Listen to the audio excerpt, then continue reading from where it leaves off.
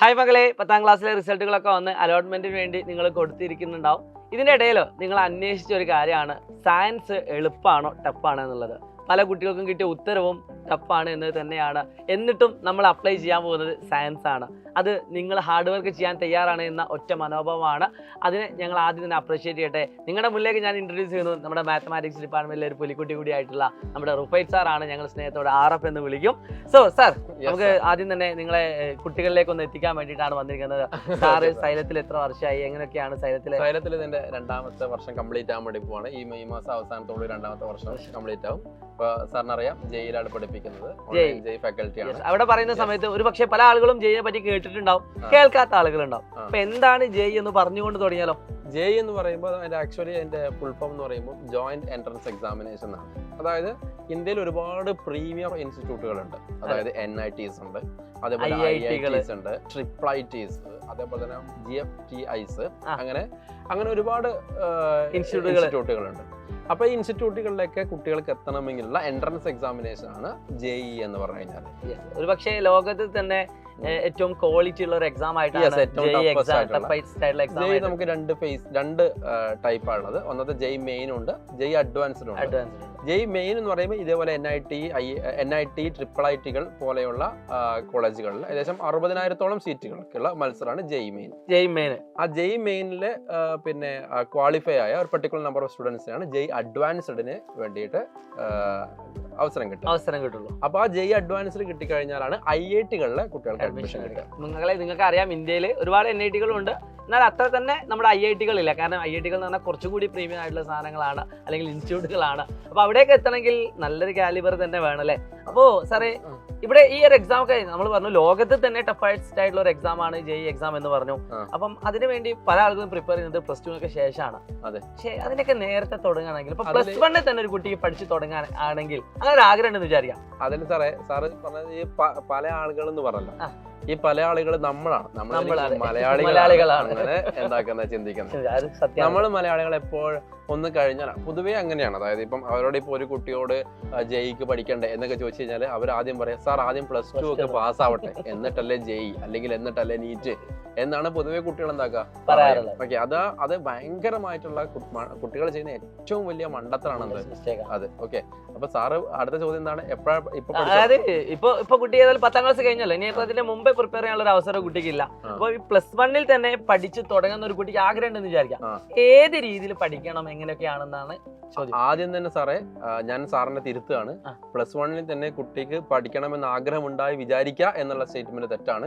ആഗ്രഹം ഉണ്ടാവണം, നിർബന്ധമായിട്ടും ഉണ്ടാവണം. ഓക്കെ, ഒരു എഞ്ചിനീയർ ഒക്കെ ആവണം എന്ന് ആഗ്രഹിക്കുന്ന ഒരു കുട്ടിയാണെങ്കിൽ തീർച്ചയായിട്ടും ആഗ്രഹം ഉണ്ടായിരിക്കണം അല്ലെ? കാരണം നമുക്കിപ്പം ഫോർ എക്സാമ്പിൾ നമുക്കിപ്പോ എഞ്ചിനീയറിംഗ് ആണ് പാഷൻ എങ്കിൽ നമുക്ക് സാധാരണ കേരളത്തിലെ ഏറ്റവും പിന്നെ സെൽഫ് ഫിനാൻസ് അല്ലെങ്കിൽ പ്രൈവറ്റ് ആയിട്ടുള്ള കോളേജിൽ പഠിക്കാം, അല്ലെങ്കിൽ കേരള ഗവൺമെന്റ് കോളേജിൽ പഠിക്കാം, അല്ലെങ്കിൽ നമുക്ക് എന്താക്കാം NIT-കൾ ട്രിപ്പിൾ പോലുള്ള കോളേജിൽ പഠിക്കാം. അതും അല്ലെങ്കിൽ ഏറ്റവും ടോപ്പ് ആയിട്ട് IIT-കൾ. ഈ ഓപ്ഷൻസ് ആണ് മെയിൻ ആയിട്ട് മുന്നിലുള്ളത്. യെസ്. അപ്പൊ നമ്മൾ എപ്പോഴും ടോപ്പ് എയിം ചെയ്യേണ്ട എങ്ങോട്ടേക്കാണ്? ഏറ്റവും മികച്ച ഇൻസ്റ്റിറ്റ്യൂട്ടാണ് അല്ലെ, നമ്മൾ IIT-കളേക്കാണ്. കാരണം അതിന് ഒരുപാട് എന്തുണ്ട്. സാറിന്റെ വീട് NIT സ്ഥിരമായിട്ട് വരുന്നത് നമ്മൾ അവിടുത്തെ ലൈഫ് സ്റ്റൈൽ അറിയാലോ. ഞാൻ അതിന്റെ സൈഡിലൂടെ വരുന്ന സമയത്ത് എല്ലാ ദിവസവും പ്രോഗ്രാമുകൾ, ആക്ടിവിറ്റികൾ ഉണ്ടാവാറുണ്ട്. നല്ല അടിപൊളി ക്യാമ്പസ് ആണ്. നമ്മൾ കഴിഞ്ഞ വർഷം ഒരുപാട് കുട്ടികൾ NIT കാലിക്കറ്റ് NIT-ൽ മാത്രം ഒരുപാട് കുട്ടികൾ ഉണ്ടായിരുന്നു.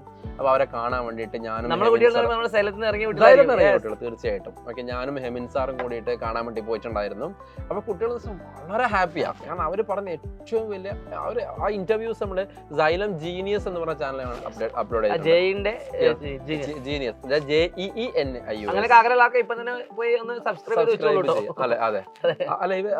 ഇവർക്ക് വേണ്ടിയിട്ട് മറ്റൊരു ചാനൽ ഉണ്ടായി നമുക്ക് പറയാം. അപ്പൊ അവിടെ കുട്ടികൾ ഏറ്റവും അവർ പറയുന്ന സംഭവം എന്ന് വെച്ചാൽ അവിടെ ഡെയിലി പ്രോഗ്രാംസ് ആണ്. ഒരു ക്ലബ് അല്ലെങ്കിൽ മറ്റൊരു ക്ലബ്ബ്. ഓക്കെ, ഒന്നാമത് ബ്യൂട്ടിഫുൾ ക്യാമ്പസ് ആണ്. അതോടൊപ്പം തന്നെ നല്ല പ്രോഗ്രാംസുകളുണ്ട്, ആക്ടിവിറ്റീസ്, മ്യൂസിക് ക്ലബിൻ്റെ, അങ്ങനെ പലതരത്തിലുള്ള ആക്ടിവിറ്റീസ്, സ്പോർട്സ് ആയിക്കോട്ടെ, എന്തായിക്കോട്ടെ. അപ്പം അതോടൊപ്പം തന്നെ നല്ല പ്ലേസ്മെന്റ് ആയിരിക്കും. അതെ, അതാണല്ലോ നമ്മൾ അൾട്ടിമേറ്റ് എയിം. ഇപ്പൊ എന്തൊക്കെ പറയുകയാണെങ്കിൽ ഇപ്പൊ ഒരു ഡോക്ടർ ആണെങ്കിൽ പറയുകയാണെങ്കിൽ സർവീസ് നമ്മൾ പറയണ്ടെങ്കിലും നമ്മുടെ അൾട്ടിമേറ്റ് എയിം ക്യാഷ് ആണല്ലോ. അതെ അതെ അതെ, ജീവിക്കാണല്ലോ. അതെ, നല്ല പ്ലേസ്മെന്റ്. ഇപ്പൊ IIT-കളിലൊക്കെ കോടിക്കണക്കിന് രൂപക്കൊക്കെയാണ് എന്താണത് പ്ലേസ്മെന്റ് പോകുന്നത് എന്നാണ് നമ്മൾ മനസ്സിലാക്കുന്നത്. യെസ്, കോടിക്കണക്കിന് സാലറി. പിന്നെ നമ്മുടെ ക്യാമ്പസ് ഇവർ ഇതുവരെ സ്കൂൾ ക്യാമ്പസ് ആയിരിക്കും കണ്ടിട്ടുണ്ടാവുക അല്ലെ. പക്ഷെ ഇവര് സ്കൂൾ ക്യാമ്പസ് മൊത്തം എടുത്തു വെച്ച് കഴിഞ്ഞാൽ ചിലപ്പോൾ IIT-കളിലൊക്കെ ഒരു മെസ്സിന്റെ അത്രയൊക്കെ ഉണ്ടാവും. അതായത് ഇപ്പം IIT മദ്രാസ് ഒക്കെ എടുക്കുകയാണെങ്കിൽ 650 ഏക്കർ ഒക്കെ ഉണ്ട്. സാറിന് അറിയാലോ NIT അല്ലെ, NIT അറിയാം അല്ലെ, NIT കാലിക്കറ്റ് അല്ലെ നടന്ന്. അപ്പൊ നമ്മുടെ ഹെമിൻ സാറ് സാറ് എന്നെ കംപ്ലീറ്റ് ചെയ്തായിട്ടില്ല, ക്യാമ്പസ് കണ്ടു തീർന്നിട്ടില്ല എന്നാണ് സാറ് പറഞ്ഞത്. അപ്പോ അതാണ് അതിന്റെ ഒരു ക്യാമ്പസിന്റെ. അതുപോലെ തന്നെ കടൽ തീരത്തുള്ള NIT-കളുണ്ട്, അതുപോലെ മലമുകളിലുള്ള അതന്നെ ഒരു ലോകമായിട്ട് മുന്നോട്ട് പോകുന്നത്. ഞാനിപ്പോ ഇക്ബാൽ സാറേ, നമ്മുടെ ഇക്ബാൽ സാറെ നിങ്ങൾ കേട്ടിട്ടുണ്ടാവും, നമ്മുടെ മാത്തമാറ്റിക്സ് ഡിപ്പാർട്ട്മെന്റ് HOD എന്നൊക്കെ ഞങ്ങൾ വിശേഷിപ്പിക്കുന്നത്. ഞങ്ങൾ ഇക്ബാൽ സാറാണ്. സാർ IIT നിന്നാണ് ഇവിടേക്ക് വന്നത്. IIT-ന്ന് പാസ് ഔട്ട് ആയിട്ട് വന്ന് ഗോൾഡ് മെഡലിസ്റ്റ് ആണ്, അവിടുന്ന് പാസ് ഔട്ട് ആയി വന്നു. അപ്പൊ സാറ് ഒരു വീഡിയോ എടുക്കാൻ അവിടെ പോയിട്ടുണ്ടായിരുന്നു. IIT മദ്രാസ് പോയ സമയത്ത് മാനുകളൊക്കെ ക്യാമ്പസിലൂടെ നടക്കാണ്. ഒരു കാട്, ഒരു ഫോറസ്റ്റ് ഫീല്, അപകടങ്ങളൊന്നും ഇല്ലാതെ ഭയങ്കര കാമായിട്ടുള്ള അടിപൊളി സ്ഥലമാണ്. കാരണം IIT മദ്രാസ് എന്ന് പറഞ്ഞാൽ 650 ഏക്കറിൽ കൂടുതലും കാടുകളാണ്. നല്ല വളരെ ബ്യൂട്ടിഫുൾ ആയിട്ടുള്ള പിന്നെ ക്യാമ്പസ് ആണ്. പിന്നെ അതുപോലെ സാറേ ഒരു ബ്രാൻഡ് വാല്യൂ കിട്ടുന്നുണ്ടല്ലോ അല്ലെ. ഇപ്പൊ നമ്മളിപ്പം ഇപ്പൊ പെട്ടെന്ന് ഇക്ബാൽ സാർ ഇടുന്നത് നമ്മള് ഓട്ടോമാറ്റിക്കലി എണീക്കും അല്ലെ. കാരണം എന്താണ്, നമ്മളെല്ലാവരും മാത്സ് പഠിപ്പിക്കുന്നവരാണ്, പക്ഷെ സാർ എന്താണ് IIT-ൻ ആണ് എന്നുള്ള അല്ല. അവൻ എവിടെ പോയി കഴിഞ്ഞാലും അതിന്റെ ഇപ്പൊ എന്തുണ്ടാവും ഗുണങ്ങളും കാര്യങ്ങളൊക്കെ ഉണ്ട്. അപ്പൊ അത്രയും നമുക്ക് അതിനുവേണ്ടി മാത്രം നമുക്ക് ഒരു വീഡിയോ ഒരിക്കൽ വരെ ചെയ്ത് കൊടുക്കാം, അതിന്റെ ഗുണങ്ങൾ മാത്രം. ഒട്ടുമിക്ക ആളുകളുടെ ഒരു ഡ്രീം ആയിട്ടുള്ള കാര്യങ്ങളായിരിക്കും, പക്ഷെ ഇതിനെ പറ്റി അറിയാത്ത ആളുകൾ പോലും ഉണ്ടാവും. അവർക്കൊക്കെ ഈ വീഡിയോ അയച്ചു കൊടുക്കാം. 10ാം ക്ലാസ് കഴിഞ്ഞിട്ടുള്ള എല്ലാ വിദ്യാർത്ഥികൾക്കും, +1-ലേക്ക് എത്തുന്ന, സയൻസ് എടുക്കാൻ ആഗ്രഹിക്കുന്ന, കമ്പ്യൂട്ടർ സയൻസ് ആവട്ടെ, ബയോളജി സയൻസ് ആവട്ടെ, അവർക്കൊക്കെ ഈ വീഡിയോ അയച്ചു കൊടുക്കാം. അപ്പോൾ നമ്മൾ പറഞ്ഞ പോലെ നമുക്ക് തിരിച്ചു വരാം. അപ്പൊ +1-ൽ തന്നെ തുടങ്ങണമെങ്കിൽ സൈലം എന്തൊക്കെയാണ് കുട്ടികൾക്ക്, ഏതൊക്കെ രീതിയിലാണ് അവരെ പ്രിപ്പയർ ചെയ്യിപ്പിക്കുന്നത്? +1-ൽ തുടങ്ങാൻ നമ്മള് പിന്നെ നമ്മളിപ്പോ ഓൺലൈനിലൂടെ കൊടുക്കുന്നത് Kings 11 എന്ന് പറഞ്ഞ ബാച്ചാണ്. കൂടുതൽ കുട്ടികൾക്ക് അഗ്നി ബാച്ചിനെ പറ്റിയൊക്കെ നിങ്ങൾ കേട്ടോ. എനിക്ക് തോന്നുന്നു അതിന് മുമ്പ് അവർക്ക് +1-ൽ തുടങ്ങണം എന്നുള്ളത് നമുക്ക് ഒന്നുകൂടി സ്ട്രെസ് ചെയ്ത് കൊടുക്കണം. എന്താണ് പൊതുവെ കുട്ടികൾക്ക് സംഭവിക്കുന്നത്. അതായത് നമുക്കിപ്പോ SSLC വിജയശതമാനം എത്ര സാറേ? 99.5% അല്ലെ, 99 അല്ലെ. നമുക്കറിയാം നമ്മുടെ ലിറ്ററസി ഏകദേശം 100% അല്ലെ. ലിറ്ററസി എല്ലാത്തിലും നമ്മൾ നമ്പർ 1 ആണ്, ഭയങ്കരമാണ്. അപ്പൊ IIT-ns എന്നെടുത്താലും നമ്മൾ എന്താണ് നമ്പർ 1 ആണ്. അതായത് 1% മാത്രമേ എന്തുള്ളൂ IIT-ns ഉള്ളൂ എന്നാണ്.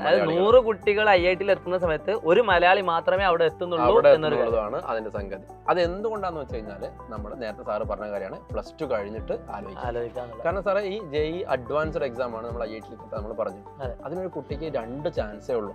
അതായത് ഒരു വർഷമല്ല, ടോട്ടൽ ലൈഫിൽ JEE അഡ്വാൻസ്ഡ് 2 ചാൻസേ ഉള്ളൂ.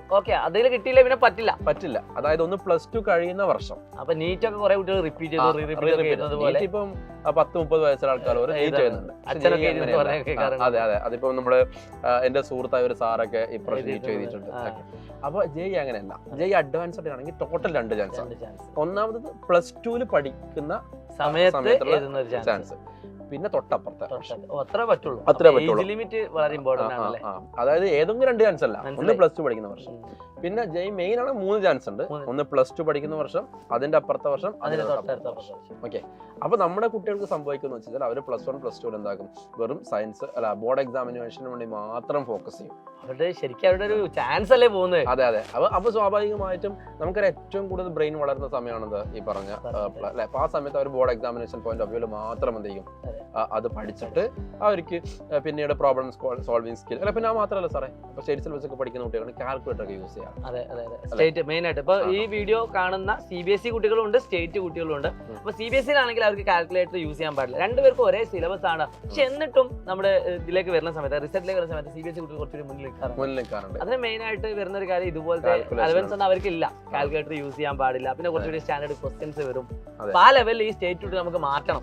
അത് മാത്രമല്ല സാറേ, ഇപ്പം വേറെ കാര്യം, ഇപ്പൊ സാറ് സ്റ്റാൻഡേർഡ് ക്വസ്റ്റ്യൻസ് കാണുന്ന സമയത്ത് ഇപ്പം സ്റ്റേറ്റിന്റെ എക്സാം ഒന്ന് ടഫായിട്ട് വരുന്നുണ്ട്, സ്റ്റാൻഡേർഡ് ആയി വരുന്നുണ്ട്. അപ്പം ഇപ്പോൾ നമ്മൾ ജീനിയസ് ചാനലൊക്കെ വരുന്ന കൂടുതൽ കമന്റ്സും കാണുന്നതെന്ന് അറിയാം, സാർ JEE-യുടെ 75% ക്രൈറ്റീരിയ, അതായത് നമുക്ക് NIT-ൽ അഡ്മിഷൻ കിട്ടുമെങ്കിൽ 75% മാർക്ക് വേണം. അപ്പം അതിന്റെ ഒരു ക്രൈറ്റീരിയന്റെ വീഡിയോ ചെയ്യുന്ന കുട്ടികൾ പലരും എന്താക്കുന്നത് ചോദിക്കുന്നത്. സാറ് മനസ്സിലാക്കേണ്ട, ഇതുപോലെ ഫുൾ A+ കിട്ടിയ കുട്ടിയാണ് പോയിട്ട് പ്ലസ് ടു 75% പറ്റി ചോദിക്കേണ്ട ഒരു അവസ്ഥ ഗതികേട് വരുന്നത്. ഓക്കെ, അപ്പോ ഒന്ന് സാറിന് അറിയാം അല്ലെ എന്തായി വരുന്നുണ്ട് അങ്ങനെ ചോദ്യങ്ങൾ നിങ്ങളുടെ പ്ലസ് 1 എക്സാം ടഫ് ആവുന്നതാണ് ഞങ്ങൾ പറയാനുള്ളത്. അത് ബോർഡ് എക്സാമിന് നിങ്ങൾക്ക് ഫുൾ മാർക്ക് ഞങ്ങൾക്ക് വാങ്ങി തരണം. അതോടൊപ്പം തന്നെ നിങ്ങൾ പ്ലസ് 2 കഴിഞ്ഞ് പാസ് ഔട്ട് ആവുന്ന ആ ഇയറിൽ നിങ്ങൾക്ക് ജെയില് അല്ലെങ്കിൽ നിങ്ങൾ ഏറ്റവും നല്ലൊരു ഇൻസ്റ്റിറ്റ്യൂട്ടിൽ അഡ്മിഷൻ കിട്ടുന്ന രീതിയിൽ റാങ്ക് നിങ്ങൾക്ക് വാങ്ങി തരും. തീർച്ചയായിട്ടും. അപ്പൊ സ്വാഭാവികമായിട്ടും നമുക്ക് ജെയ് ലെവലിൽ പഠിക്കുന്ന കുട്ടിക്ക് ഇനി എന്ത് ട്വിസ്റ്റഡ് ക്വസ്റ്റ്യൻ വന്നാലും ബോർഡിന് വന്നാലും ഒരു പ്രശ്നം ഉണ്ടാവില്ല. അതാണ് അതിന്റെ ഒരു റിയാലിറ്റി. മറ്റേ ഉയരങ്ങൾ ചിന്തിക്കുമ്പോൾ കുറച്ച് അടുത്തുള്ളെങ്കിൽ വളരെ സിമ്പിൾ ആയി കൂളായിട്ട് എന്താക്കും എക്സാം. ഓക്കെ, അപ്പൊ നമ്മളീ പറഞ്ഞ മലയാളികള് പ്ലസ് 2 കഴിഞ്ഞിട്ടാണ് എന്താക്കുക അതിനെ കുറിച്ച് ആലോചിക്കാം. അപ്പൊ അതുവരെ ഒരു ഉഴപ്പി നടന്നപ്പോ കപ്പാസിറ്റിക്ക് എന്തായാലും നമുക്ക് പോയിട്ടുണ്ടാവും. അതുകൊണ്ടാണ് കിട്ടാൻ എന്താവുന്നത്, ഒന്നൊരു ചാൻസ് പോയി, പിന്നീട് റിപ്പീറ്റ് ചെയ്യുമ്പോൾ അവർ വളരെയധികം ബാക്ക് നിന്ന് മുന്നോട്ടേക്ക് ടെൻഷൻ അല്ലേ, എനിക്കൊരു ചാൻസും കൂടി ഉള്ളൂ എന്നൊരു ടെൻഷൻ കൂടി മുന്നിലുണ്ടാവും. അതെ, അതാണ്. അപ്പൊ അതുകൊണ്ട് തന്നെ ഇപ്പൊ തന്നെ കുട്ടികൾ എന്ത് ചെയ്യണം, പഠിച്ച് തുടങ്ങണം. കാരണം അവരിപ്പോ ഈ ലൈഫ് അവർ 2 വർഷം ഇപ്പൊ കഷ്ടപ്പെട്ട് കഴിഞ്ഞാല് ഇനി ലൈഫ് ലോങ് അവർക്ക് എന്താകും, ഫ്രീ ആയിട്ട് നിൽക്കാം. ഒന്ന് കോളേജ് ലൈഫ് നേരത്തെ പറഞ്ഞാൽ എൻജോയ് ചെയ്യാം, നല്ല ജോലി കിട്ടി വീണ്ടും ലൈഫ് എൻജോയ് ചെയ്യാം. ഏത് രീതിയിലാണെങ്കിലും അത് ഭയങ്കരമായിട്ട് ബെനിഫിറ്റ് ഉള്ള സംഗതിയാണ് മക്കളെ. അതിനുവേണ്ടി നിങ്ങളെ ഞങ്ങൾ പ്രിപ്പയർ ചെയ്യുന്ന ഒരു പ്രീമിയം ബാച്ച് തന്നെയാണ് ഞങ്ങളുടെ കിങ്സ് 11 ബാച്ച് എന്ന് പറയുന്നത്. അതായത് ബോർഡ് എക്സാമിൽ ഫുൾ മാർക്ക് നേടുന്നതോടൊപ്പം തന്നെ പ്ലസ് 1 കൂടി നിങ്ങൾ നല്ല രീതിയിൽ നമ്മുടെ എൻട്രൻസ് ലെവൽ ചോദ്യങ്ങൾ പ്രാക്ടീസ് ചെയ്ത് നിങ്ങൾ മുന്നോട്ട് പോകാൻ വേണ്ടിയുള്ള ബാച്ചാണ്. അത് ഒന്നുമില്ല, നമ്മൾ പറഞ്ഞ പോലെ തന്നെ എങ്ങനെയൊക്കെയാണ് ക്ലാസ്സുകൾ പോകുന്നത്, ലൈവ് ക്ലാസ്സുകൾ, രാത്രി ഒരു 2 മണിക്കൂറായിരിക്കും മാക്സിമം ഈ ക്ലാസ് ഉണ്ടാവുക. അപ്പൊ അതിൽ ആദ്യം നമ്മൾ ബോർഡ് എക്സാമിനേഷന്റെ കാര്യങ്ങൾ പഠിപ്പിക്കും. ഓക്കെ, അതോടൊപ്പം തന്നെ പിന്നീട് നമ്മൾ എന്താക്കും, ജെയ്ക്ക് എൻട്രൻസിന് വേണ്ട കാര്യങ്ങൾ പഠിപ്പിക്കും. ഓരോ ടോപ്പിക്കിലും പഠിപ്പിക്കും. ജെയുടെ എൻട്രൻസ് ക്വസ്റ്റ്യൻസും ഒക്കെ നമ്മൾ പഠിപ്പിക്കും. ജെയ് പഠിപ്പിക്കും, കീം പഠിപ്പിക്കും, നീറ്റ് നോട്ടുകളാണെങ്കിൽ അത് പഠിപ്പിക്കും, നീറ്റ് പഠിപ്പിക്കും, അങ്ങനെയൊക്കെ ചെയ്യും. അപ്പൊ അവർ വിചാരിക്കും, അയ്യോ പിന്നെ ഞങ്ങളുടെ ഫുഫു സാർ, ഞങ്ങളുടെ AK സാർ അല്ലെ, അതോടൊപ്പം തന്നെ ഞങ്ങളുടെ NK സാർ, അവരെ ഞങ്ങൾക്ക് കിട്ടില്ലല്ലോ എന്ന് അവർ വിചാരിക്കാൻ ചാൻസ് ഉണ്ട്. പക്ഷെ അതും കിട്ടും. കാരണം ഈ കിങ്സ് 11 സബ്സ്ക്രൈബ് ചെയ്യുന്ന കുട്ടികൾക്ക് എന്താണ് അഗ്നിയും അഗ്നിയും. അപ്പൊ നിങ്ങൾക്ക് 2 രീതിക്ക് കേൾക്കാം. ഒന്ന് ഞങ്ങളുടെ ക്ലാസ്സും കേൾക്കാം, അതോടൊപ്പം തന്നെ ഫുസാറിനെ പോലെയുള്ള അടിപൊളി ആക്കണം കേട്ടോ.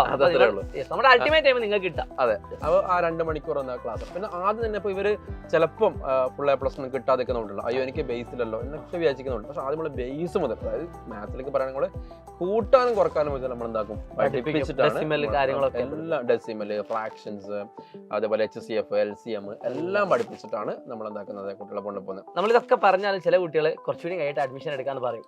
അപ്പൊ നമ്മൾ പഠിപ്പിച്ച കാര്യങ്ങളൊക്കെ അവിടെ ഉണ്ടെങ്കിൽ പോലും പിന്നെ അവർക്ക് അത് വീണ്ടും പഠിച്ച് തുടങ്ങാൻ ഒരുപാട് സമയം. അതില് വലിയ തെറ്റിദ്ധാരണതാണ്. ഇവര് വിചാരിക്കുന്നത് 10 വർഷം ഞങ്ങൾ പഠിച്ചല്ലോ, 10 വർഷം നമ്മൾ പഠിച്ചല്ലോ, ഇനി കുറച്ച് റിലാക്സ് ആയിട്ട് കുട്ടികൾ വിചാരിക്കുന്നത്. പക്ഷെ മക്കളെ ഇനി എല്ലാം റിലാക്സ് ആണ്. നിങ്ങൾ റിലാക്സ് ചെയ്യേണ്ടത് പ്ലസ് 2 കഴിഞ്ഞ് എൻട്രൻസ് കിട്ടിയിട്ടാണ് നിങ്ങൾ റിലാക്സ് ചെയ്യുന്നത്. ഓക്കെ, ഇത് നിങ്ങൾ പഠിച്ചതൊന്നും ആയിട്ടില്ല എന്നാണ് സത്യം അല്ലേ സാറേ? അപ്പൊ എന്ത് തന്നെയാണെങ്കിലും നിങ്ങൾ ഏറ്റവും വേഗത്തിൽ തന്നെ അഡ്മിഷൻ ഉറപ്പ് വരുത്തുക. അതാണ് ഞാൻ മെയിൻ ആയിട്ട് പറഞ്ഞത്. ഞാൻ നേരത്തെ പറഞ്ഞ പോയിന്റ് അത് തന്നെയാണ്. നിങ്ങൾ ലേറ്റ് ആവുന്നതനുസരിച്ച് നിങ്ങൾക്ക് ക്ലാസ്സുകൾ പെൻഡിങ്ങിലേക്ക് വരും. നിങ്ങൾ ക്ലാസ്സുകളൊക്കെ അവിടെ റെക്കോർഡ് ക്ലാസ്സുകളൊക്കെ മോക്ക് ടെസ്റ്റുകൾ ഉണ്ട്, മോക്ക് ടെസ്റ്റുകൾ, എക്സാംസ്, റിവിഷൻസ് എല്ലാം എൻട്രൻസ് റിലേറ്റഡ് ആയിട്ടുള്ള കാര്യങ്ങളെല്ലാം നിങ്ങൾക്ക് ആ താഴ്ക്കുന്ന നമ്പറിൽ വിളിച്ചുകൊണ്ട് നിങ്ങളുടെ സീറ്റ് ഉറപ്പ് വരുത്താവുന്നതാണ്. അപ്പൊ മാക്സിമം നിങ്ങളെല്ലാം പ്ലസ് 1 ഇപ്പൊ പ്ലസ് 1 സയൻസ് എടുക്കാൻ ആഗ്രഹിക്കുന്ന കുട്ടികൾക്ക് എല്ലാവർക്കും ഈ വീഡിയോ അയച്ചു കൊടുക്കുക. ജെയിനെ പറ്റിയും ഇനി നിങ്ങൾക്ക് ഇനി എന്താണോ നീറ്റിനെ പറ്റിയൊക്കെ നിങ്ങൾക്ക് അറിയണമെന്നൊക്കെ ആഗ്രഹം ഉണ്ടെങ്കിൽ തീർച്ചയായിട്ടും കമന്റ് ബോക്സിൽ രേഖപ്പെടുത്താൻ മറക്കരുത്. അവരെന്ത് കമന്റ് ചെയ്താലും നമുക്ക് വീഡിയോ ചെയ്ത് കൊടുക്കാം.